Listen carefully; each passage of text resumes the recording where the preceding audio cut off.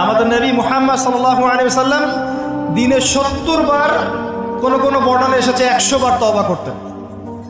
100 বার পড়তেন আস্তাগফিরুল্লাহ ওয়া আতুবু ইলাইহি, আস্তাগফিরুল্লাহ ওয়া আতুবু ইলাইহি। যার আগের কোনো পাপ নাই, পিছনের কোনো পাপ নাই, দিনে 100 বার তওবা করতেন।